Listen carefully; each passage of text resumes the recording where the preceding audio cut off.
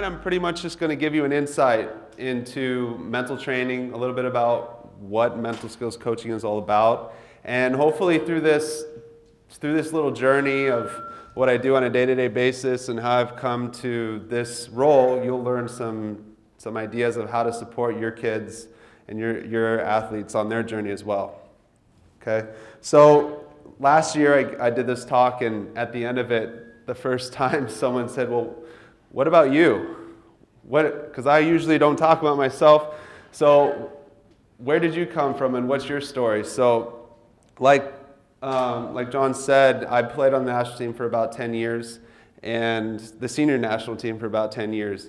And it was full of ups and downs, full of highs and lows. And I think through this process of making teams, from being cut from teams, from making trips, not making trips, I learned a lot about myself, which is most important, I think, to remember that we're people first and athletes second.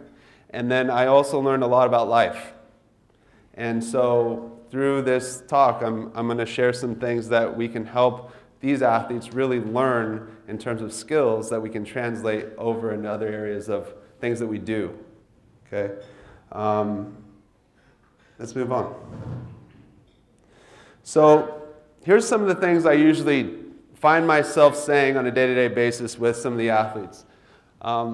It's kind of sports-like language. I picked a lot of them up from other sports psychs out there, but in general, we try and make the process bigger than the outcome. You'll see when I'm talking about goal setting, we're setting different types of goals, not just goals in general. And it's not just about the structure of goals. It's different types of goals that you set that set you up for success in the long term. Okay, so make your process bigger than your outcome. Control the controllables. Control the controllables. And there's many uncontrollables in this sport of water polo that we usually get sucked into, and then we have an emotional reaction, and it's pretty hard to get out of this negative downward spiral. So start by figuring out what those controllables and uncontrollables are, and let's control the controllables. Use an emotional release and reset.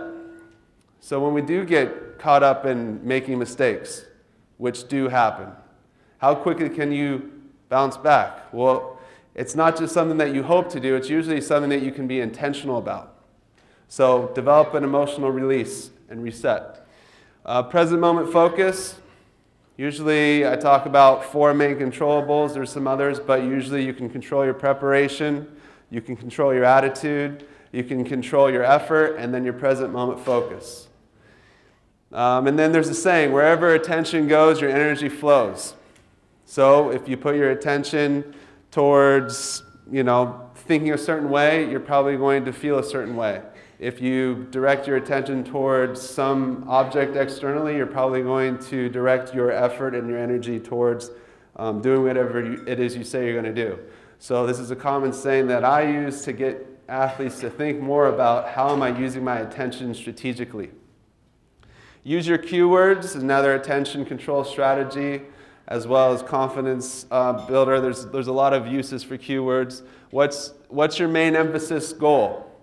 One of the things that I usually get athletes to think about is, yeah, we're getting ready to play, we're getting ready to compete, but what's my main emphasis that I really want to work on today? Because usually all that training that we've done all along the way to get ready for this competition is going to kick in, and you're not necessarily going to have to intentionally think about that. But there are going to be some areas that you're working on that you really want to master. Well, let's just master one of those today, and let's make that top of mind and let everything else just automatically flow as it has been day in, day out in practice. Breathe. I have to remind myself that right now. Right? When nerves come in, the number one skill to master is breathing. Now you guys are all sitting here breathing right now, aren't you? We do this about 20 to 30,000 times a day without ever thinking about it. But there's a difference between breathing to live and breathing for performance. And we talk about different skills around how do you actually breathe and when should you tap into that breath and for how long and so on and so forth. And then complete your breath. And this is something that I actually just picked up from another mental skills coach, talking about usually when we get into a stressful situation, yeah, we start the breath, but do we actually complete it and follow through on our intention? And then finally, when we face challenge, when we face adversity, even when we start something, we need to be really clear on what is your why. Why do you do what you do? And when you have a distinct and clear purpose, a why, then you can fall back on that every time you run into a situation that you don't know the answer of yet. You remind yourself of that deep-rooted intrinsic motivation, which we'll get to later, of why you do what you do. So I think a lot of these languages that we use in the sports psych world or even performance psych world, they can be applied to you in everything you do. It's just a matter of translating them and putting them into your own language and your own style. But let's talk about this little guy, okay? So what do our athletes really need from parents? I'm sure that there's a lot of really good parents out here. But when it gets to your kids, there's a lot of stake in the game, and it's pretty hard to separate certain things that we aren't aware of yet or understand what they're going through when you're not actually in it with them day in and day out, in that inner sanctum, that inner circle of the team, and what they're going through with their coaches, what they're going through in terms of their own understanding and their own development, depending on their age, both developmentally and chronologically. Okay, so generally, one of my mentors is Ken Blanchard. He wrote the 1 Minute Manager among 60 plus other business books. But he always likes to say that children spell love T-I-M-E. Okay? And it's not just about being there. It's about the quality of time that's spent and how they feel supported. And usually, let's say after a game, there's some emotion attached to it. And there's a space of time, even after a practice or after any kind of critical situation that happens at any point in their lives. There's a point of time where they have to sit with it and really just try and figure out and reflect and understand how are they making sense of this situation.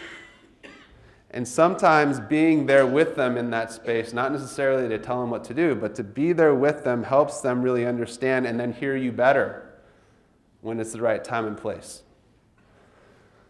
Next is appropriate encouragement. And originally I had support here, but it's really about using encouragers as they're thinking through what happened.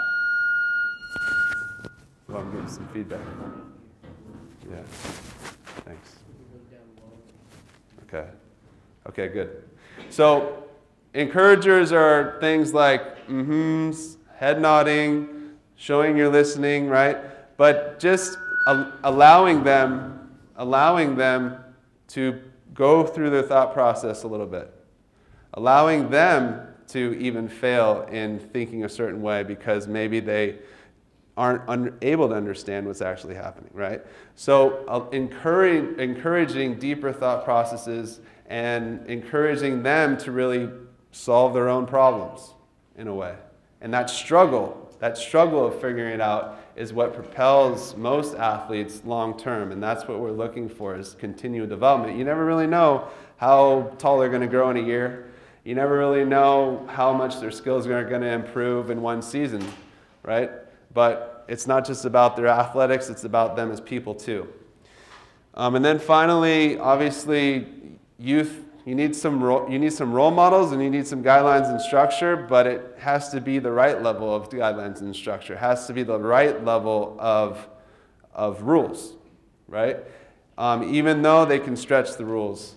Even though they can stretch the rules of the culture that they're in at the pool and their team. But at the same time, we need to be able to, give them that autonomy and allow them to really take ownership over that in terms of, here's your guidelines, here's your path, here's your journey. Let's kind of figure out how we can stay on it along the way. One of the things that I've heard from some of the most smart people, most brilliant people that I consider as role models, is the ultimate philosophy of life is really just joy, contentment. I've heard it say, all that matters in the end is who you love and who loves you. Right? And we think about what we get and we think about what we have, but in the end, that's only short-lived. So contentment is something that a lot of athletes are looking for. They want to have fun. They want to enjoy what they're doing, but a lot of times that fun is defined in different ways. And sometimes at practice, we want them to be very focused. Well, focus is a word that is often misunderstood. What is the right focus? There's certain times also around the team when it's supposed to be silly in a way, where it's not all serious fun and games, especially for our younger athletes. And just to go out and explore and learn how to use their body, learn how to connect to their sport, right? But at the same time, eventually, there needs to be times where it's focused fun. And that's where that discipline comes in, to learning a certain skill and deepening our understanding of how that skill evolves into their sport. On top of all this, and usually when we're making decisions, we usually base them on values. So a lot of the athletes that I meet with, we're usually starting with what are our core values, and maybe we think about the ideal athlete we want to be. We have a little tool that we can use to create that and then self-rate ourselves on those core values. But those core values kind of shape a picture and help them make decisions and find a direction as they're going through this journey of performance in sport. So I always think that there's going to be family values, and those are brought into this. There's going to be personal values based on what they've seen and experienced that have helped them get to where they are, and that's going to be brought into this. And then there's going to be team values. There's going to be values of others with who they're influenced by, right? So they're painting this picture and really figuring out who do I want to become and how do I want to make decisions along the way, and we can help them create those values through the right words that have a special meaning to them.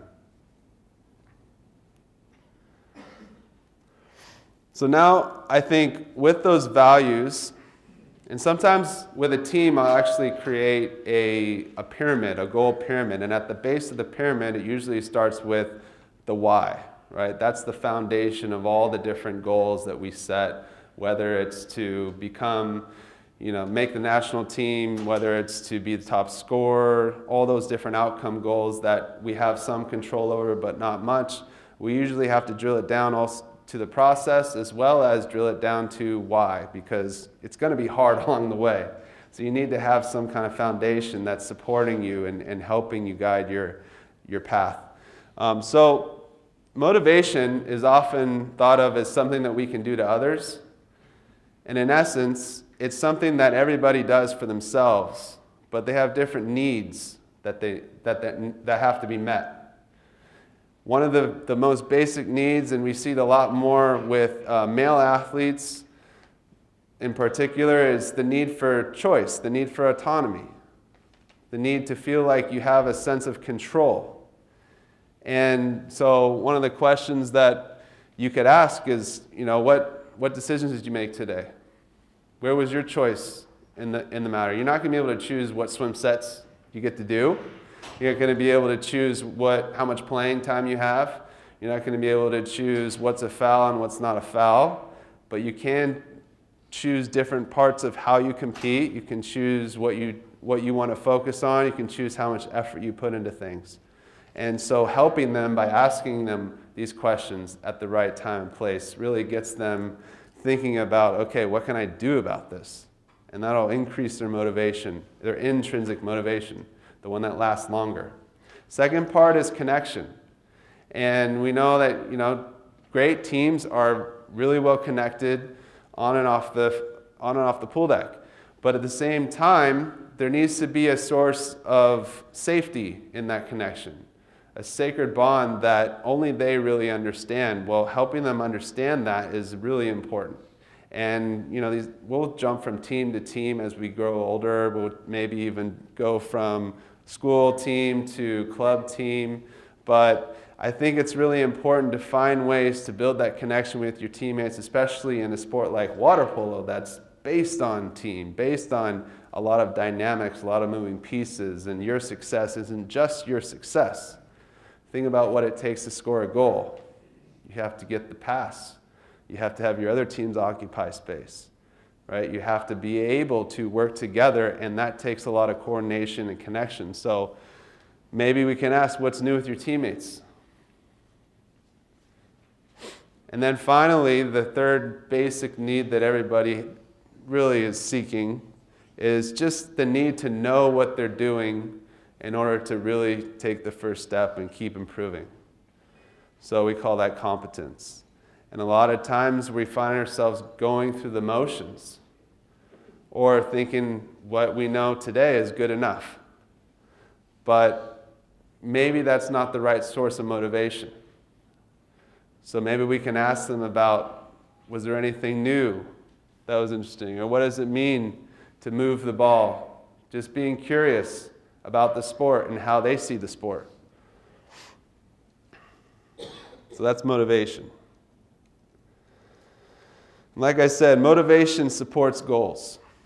How many of you set goals? How many of you have written down your goals? How many of you set different types of goals?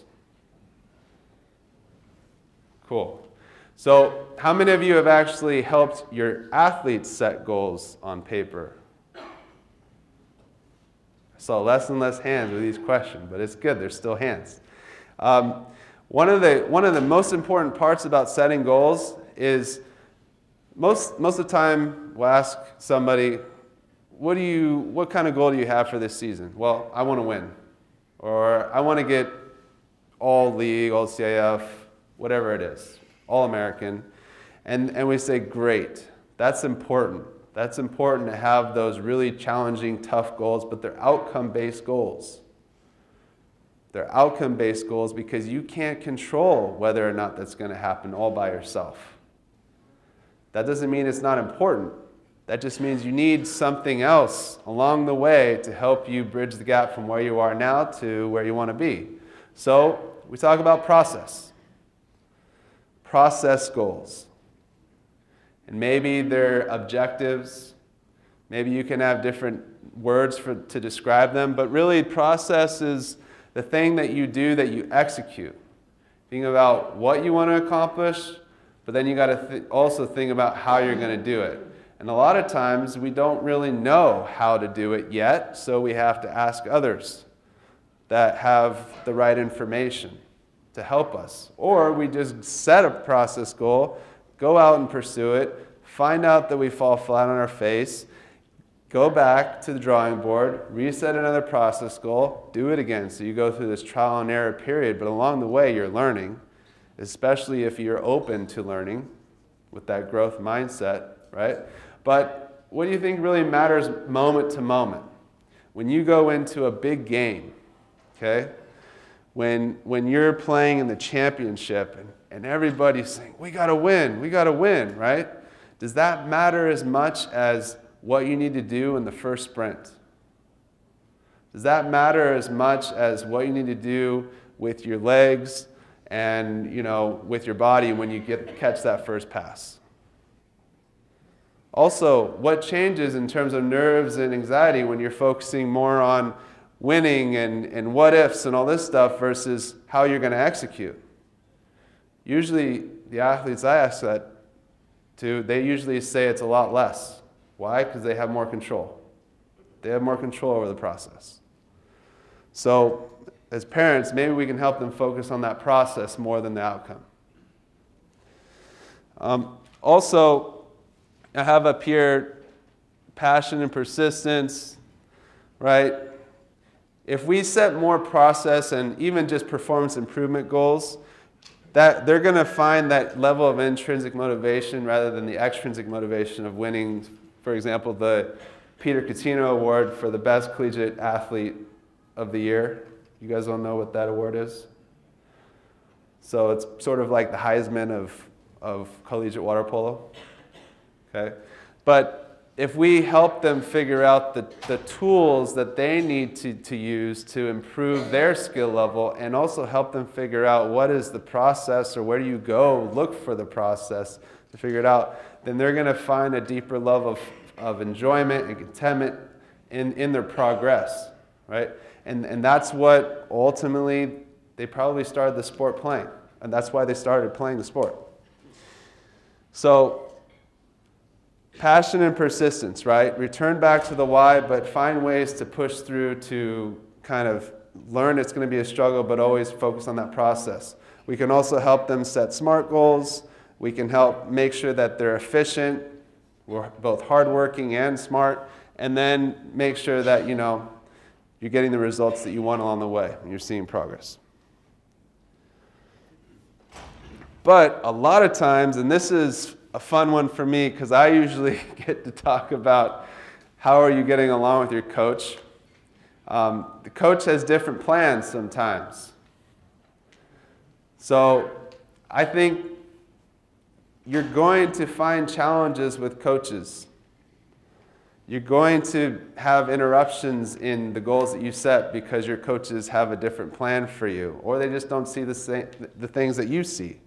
But again, the coaches are uncontrollable for you. While you do need to connect with them, they're uncontrollable.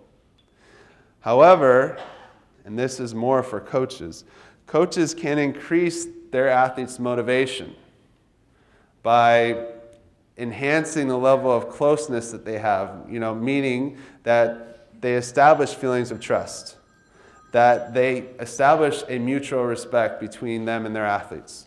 Okay? They're more complementary, meaning that they're responsive and they're cooperating with the athletes.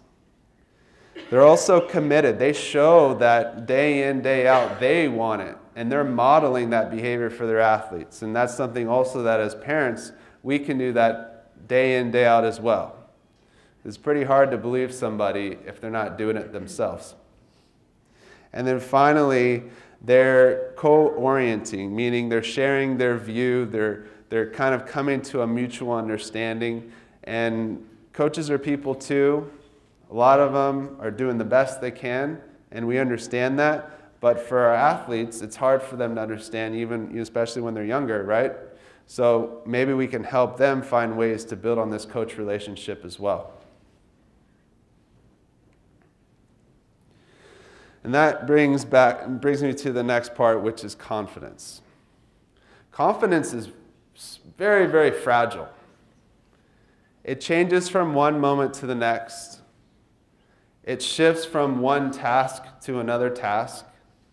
It's never the same, even if you're playing the same team twice. Why is it so fragile? Well, there's maybe we need to look at it in a more broad way. There's three different types of confidence. There's your general self-confidence.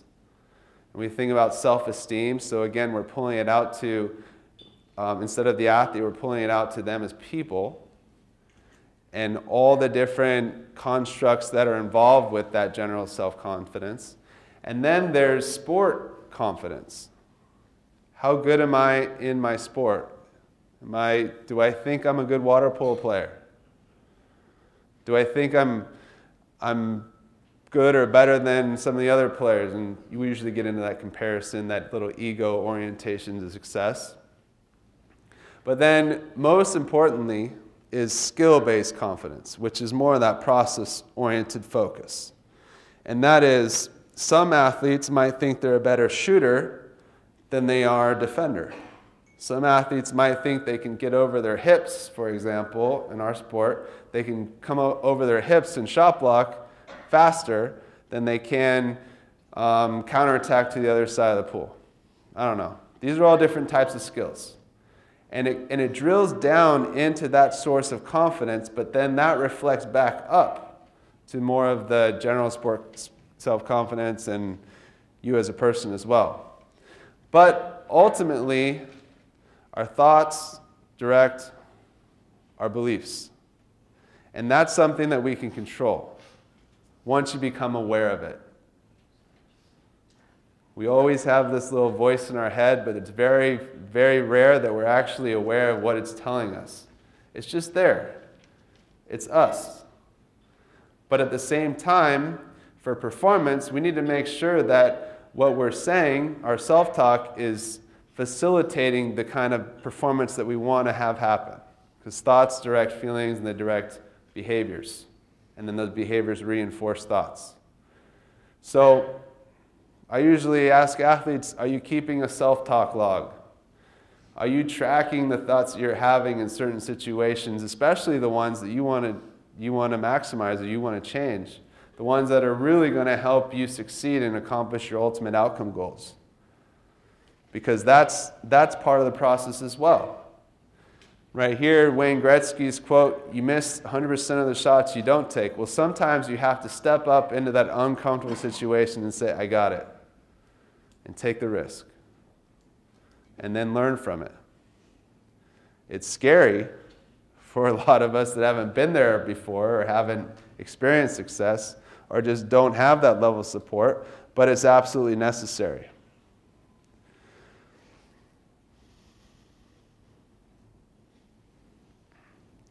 The next topic is energy. And energy really does connect to effort and that flow. And here I used a picture of Russell Wilson. You've probably seen, if you follow football, that Seahawks have always been in contention, and he's brought in this idea of meditation and mindfulness, and Pete Carroll is a big advocate of the mental game as well, their coach. And so this idea of flow of effort and flow of right energy kind of, there's a zone that every individual needs to find, and usually you can find it based on when you played your best in the past and try and repeat those steps and maybe create a routine that gets you there. But what we're really trying to do is find this zone of mental and physical readiness to perform a task. Okay, it's not just getting your body warmed up. It's not just getting to the right mindset. It's the combination of the two. It's the harmony of the two working together. And hopefully, and I just talked about self-talk and confidence, but hopefully during performance, when we see athletes at their best, there's usually very, very little conscious activity going on. They're not thinking. They're just doing. And this idea of flow starts to happen where this out-of-body experience comes in. And it's very rare, but usually our best performances happen when we're just in the moment. We're able to let things go that don't matter, focus on the task at hand, and time seems to slow down. Everything seems effortless. And we're actually seeing the game as we want to see it and as we want to be in it. But we have to keep working at this because there's so many things that can distract us. There's so many things that can pull us out of our flow. It can pull us out of our zone of the right energy we need to bring. And also we need to check in with ourselves all the time. And this is a really kind of tough concept, I think, for some younger athletes to understand, right? Because especially when you're in a team sport where everybody's getting ready before the game and saying, yeah, let's go, and going crazy because you're feeding off of each other's energy.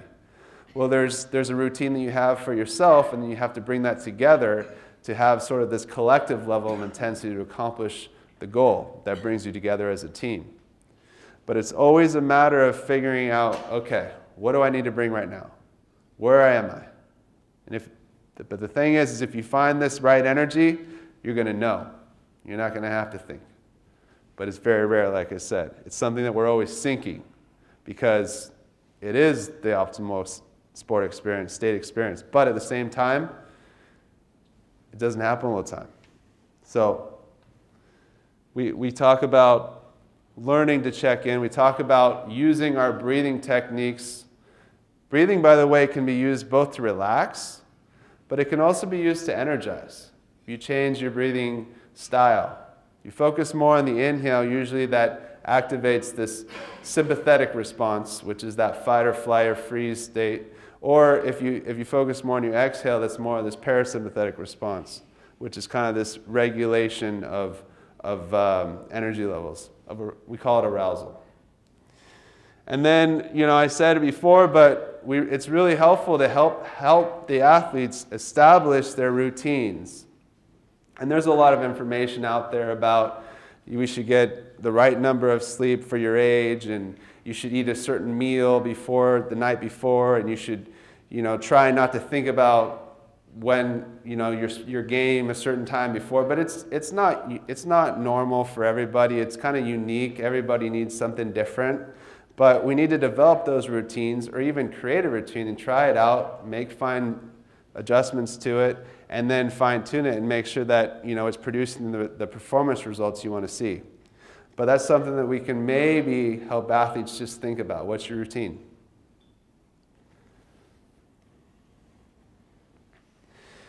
Now this next one, this is real, I think.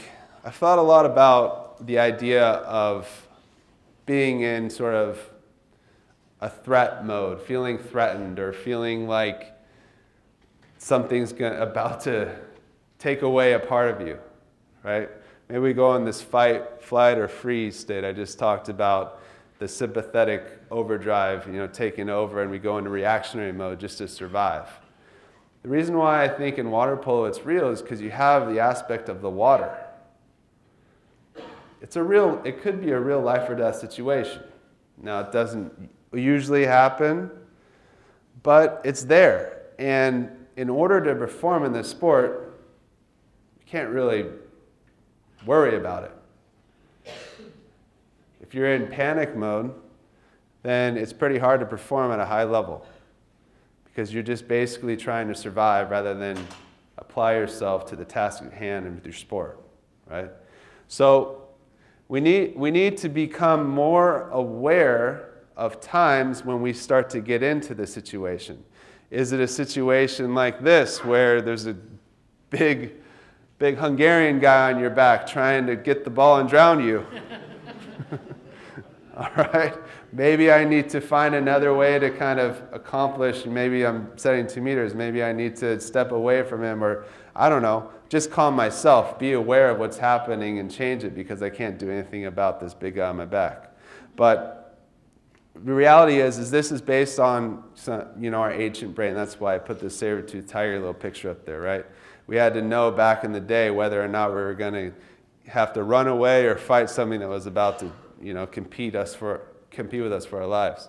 So it's something that we all are constantly having to battle, this fight or flight state.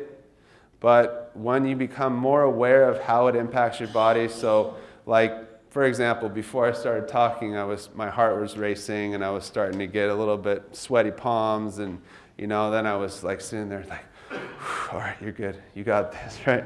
You have to become aware of those signs and symptoms when it's happening so that you can do something about it, right? Awareness in the mental training is the first step to any type of intervention, any type of skill that you apply.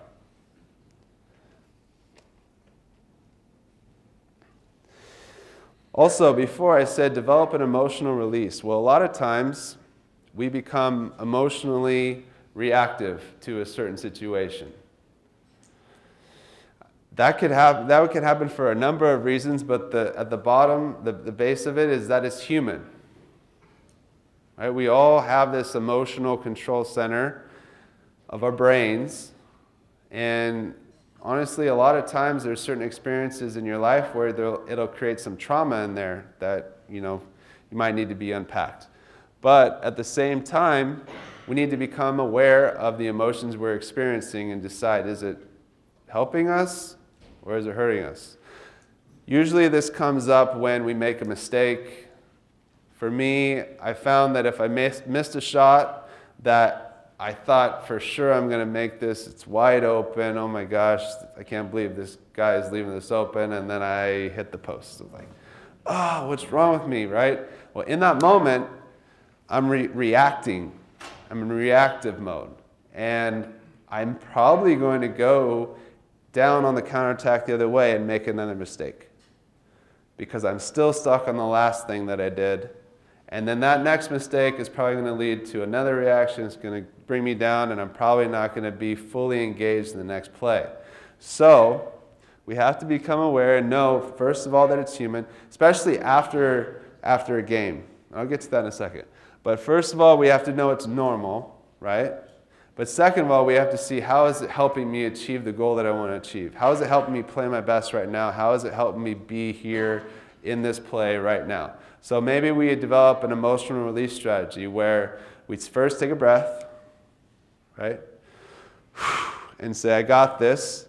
And then I just did it, but snap your fingers, clap your hands, right? Have some kind of release strategy. Wipe the top of the water clean. Just allow yourself to let it go. In baseball, sometimes they bring a fake toilet in the dugout and say, flush it. Okay? But then immediately you reset to the next play. Because ultimately, when you play your best, you're playing in the present moment.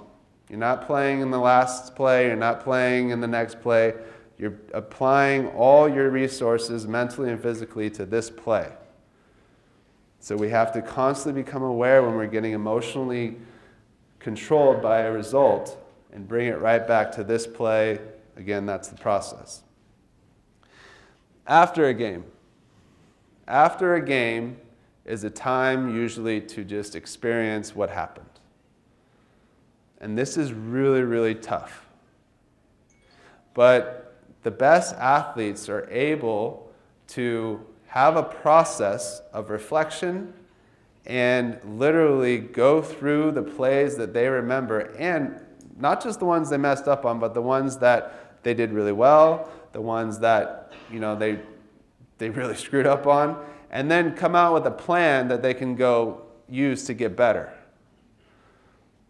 Instead of just ignoring it, maybe they're keeping a performance journal. Maybe they're following this, I came up with this 3-2-1 system. 3 highlights, 2 lowlights, 1 plan for improvement.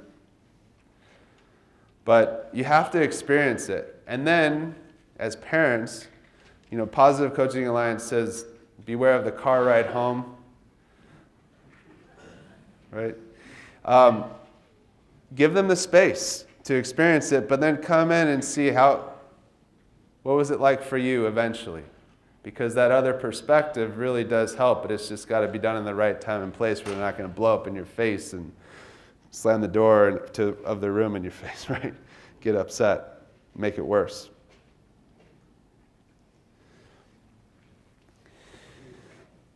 Attention control. Look at this scene. I think this is a European championship game in Hungary. Imagine all the possible distractions in an environment like that for athletes. All the things you get caught up in, you're just seeing all the distractions. There could be things that are being played over the loudspeaker. Sometimes they have these little dolls floating around as the mascots for the tournament. There's a number of things there. How do you control your attention onto the task at hand? That's the key. And anytime we walk on a pool deck, you see friends that you know, you see the pool, you have memories maybe from past games at that pool, right? So we have all these internal and external distractions, potential distractions. But how do we focus on what matters for us to prepare to be our best? Well, we strategize with some things that hook our attention. Or we have some cues, either focal cues, like walk on the pool deck, every time I need to reset, I look at that flag up there because that's going to always be there and that has a special meaning for me. Or maybe it's just a mantra, a little mantra that helps me be right here, right now. So coming up with these little strategies really helps us direct our attention to what we need to focus on. And in this day and age, also outside of the pool deck, there's always a number of things, most notably that little device that we usually have in our pocket, right, that competes for our attention. So how can we minimize the distractions to get to the work that we need to get done and be really effective and efficient in that work? A lot of times, too, we talk about training the right focus. We learn how to accept, even if our mind wanders, to something that's irrelevant and bring it right back without judgment, without getting too attached to our mental mistake of wandering off, right? So bringing that right focus with that right energy around that focus helps as well. And then finally, with all of this, actually, it's really about learning to learn. We found that, and usually this gets reinforced with coaching staffs, with the environment the athletes are brought up in, but if we're too fixed on where we are now, we're going to lose sight of where we can go next. We're going to lose sight of how we can improve. But there's certain ways that you can learn to improve. Figure out, reflect, and see what's my story so far. How have I come to understand my sport and the way I play it and the way I interact with the people in it? And does that match and help me move in the direction that I want to go? Do I need to change the story? Do I need to write a whole separate chapter in this story that's going to direct me in the right direction rather than the direction I'm headed in right now? And then I mentioned this earlier, but establish a reflection process. A 3-2-1, maybe. The reason why I start with 3 highlights is because those are the ones that we usually overlook. It's easy to find everything we messed up on. It's a lot harder to remember the things that we're doing well, especially since those are the ones that we want to repeat. And confidence, actually, one of the ways that we build confidence is we focus on micro successes.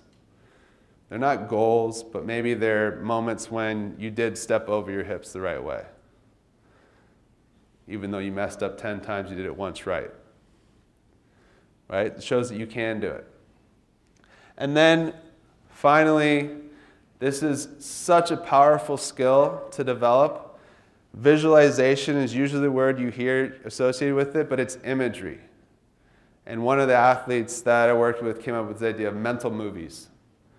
So in order to, like I said before, approach a level of mastery almost and figure out how to not think while you're playing and play in this automatic mode, we need to create these mental representations of movements and sometimes reflecting on our play or watching video and then thinking about it in a way where we're getting really vivid with the detail and we're controlling the result to see ourselves succeed, even if we didn't make that shot or even if we didn't do it right before, helps us get the right mental repetitions in order to direct our actions next.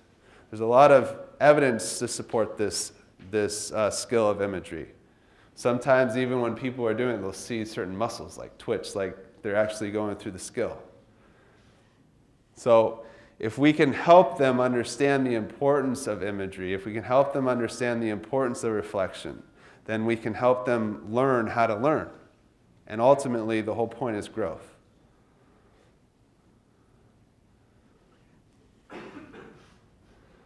So I gave you guys kind of a hodgepodge of different ideas. I wanted to go through different areas of the mental game that I usually find work with different athletes. One of the most important pieces of this all is our communication style. And I didn't have that up there, but being able to meet the athlete where they are in that moment. And really just know, okay, this is not about me, this is about you. This is about your development. It's about your process. It's about how you understand it because I'm not the one playing. It's really, really hard to do. And it takes a bit of checking in with yourself and making sure you're not biased in what you're trying to help them understand, right? But help bring out the way they understand it and just bring it to the surface in a more intentional way. That's one of the keys with all these different skills, all these different tactics, techniques, and so on and so forth. Last week I just ended working with this basketball player who was a senior and he was upset because he wasn't performing the way he had the year before and he was worried about his college opportunities. And we worked for the whole season, and by the end of the season, he actually got a scholarship to go play at an NAIA school, which was big for him. And I asked him at the end of our work together, I said, "What'd you think? Is this the way you thought it would work?" He's like, "No, honestly, I thought you were going to be a magic pill and everything was going to be better." But the reality is what he learned is it's a continual process. It doesn't end.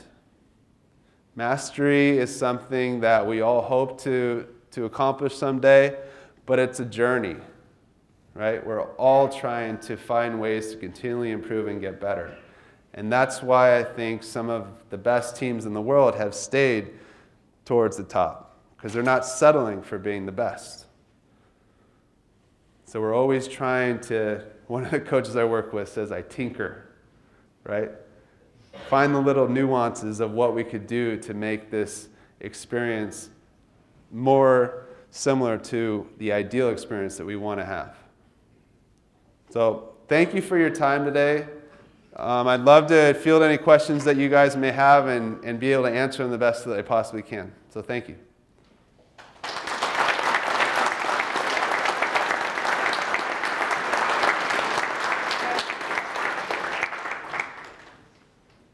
Any questions?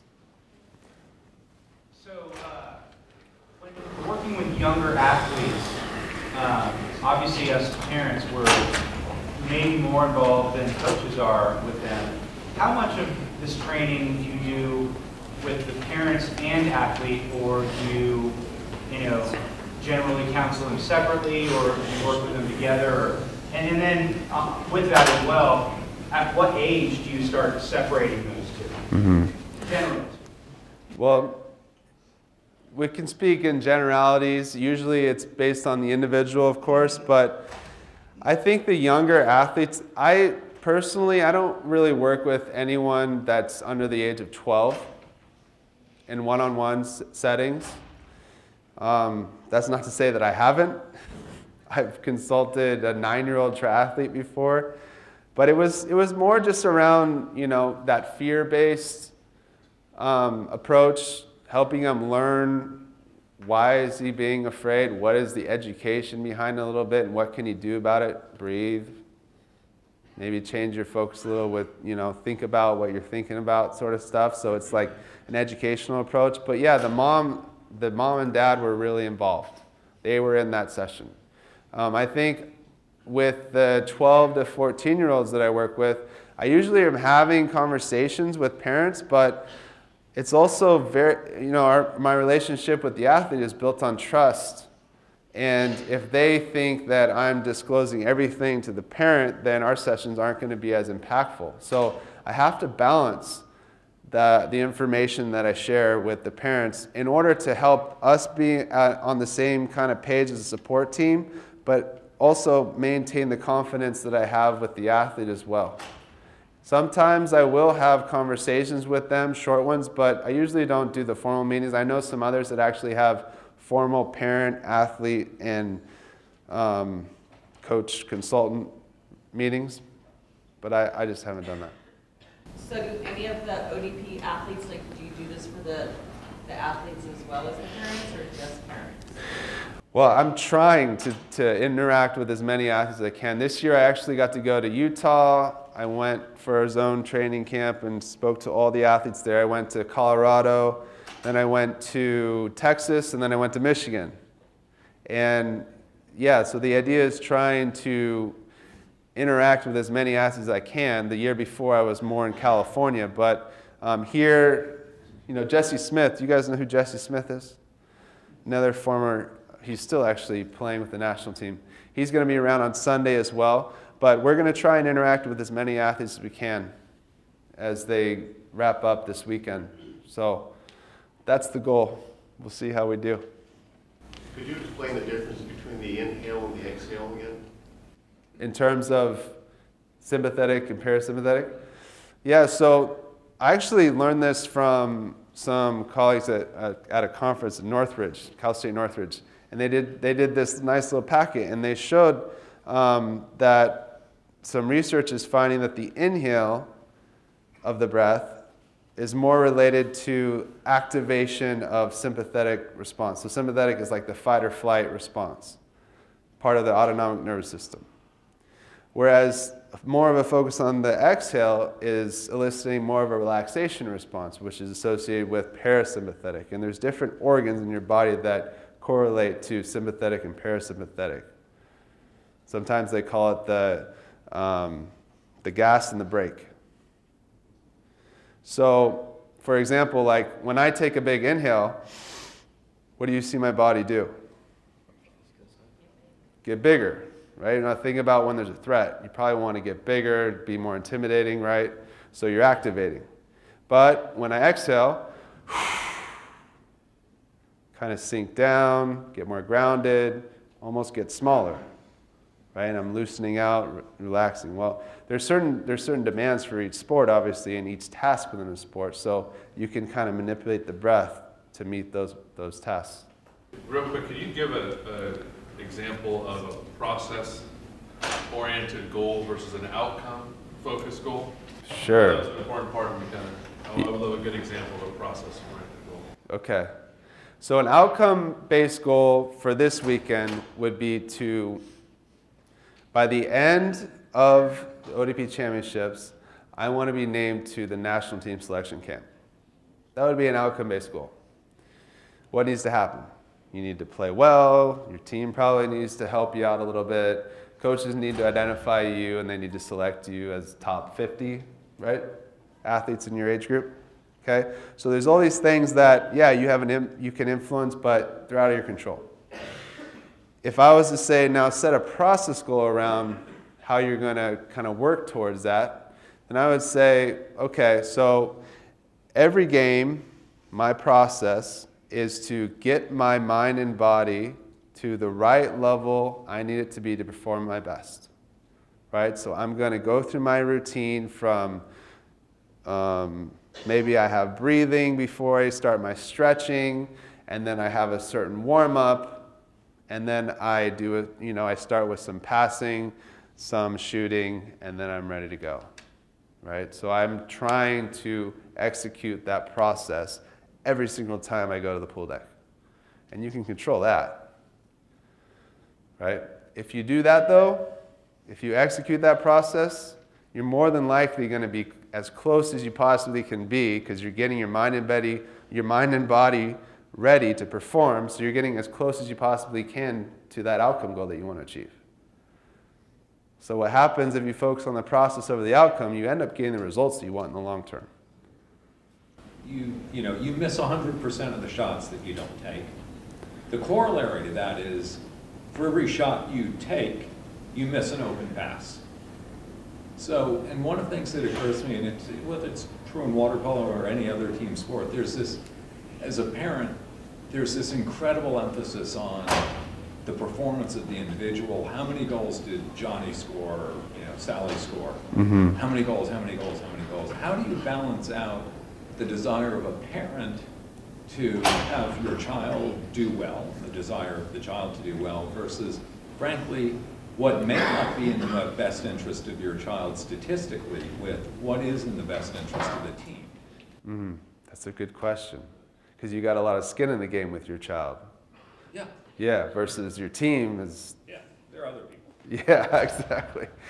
Well, there's certain values around that. And one of the hardest things about a team sport is your results aren't really your results.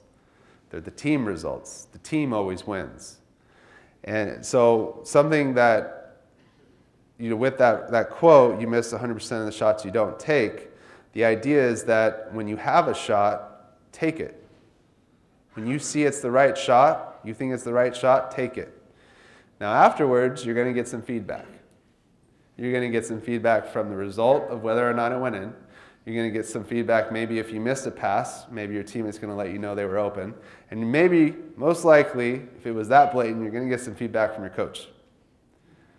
So it's a matter of how do you take that feedback now, still maintain that confidence in yourself as that sport self-confidence, right? But then use that feedback for growth to then expand what you could have done. Now the other side of, I think, what you were saying was the stats and all that. I think there's a difference between the fan mindset and the competitor mindset. And high-level athletes really understand this because the competitor mindset understands the importance of team. They understand that in order to get the results they want, they need to bring the others up with them. So if they're able to connect with their teammates, they're able to use that feedback effectively, then they're going to become better in the long run too. And they probably are going to get those results, those stats, as they get better. It's just not that instantaneous reward that everybody says, oh my gosh, look at you, you're the leading scorer, all this stuff, right? That might not be helping your team win, but it's maybe putting you above everybody else. Coaches too. Coaches, a lot of times, they don't necessarily try and find the best players, they try and find the right players. Because they're not focused on one, they're focused on all. So maybe that depends on the goals that you have too. Thanks again, Brian. Yeah, thanks.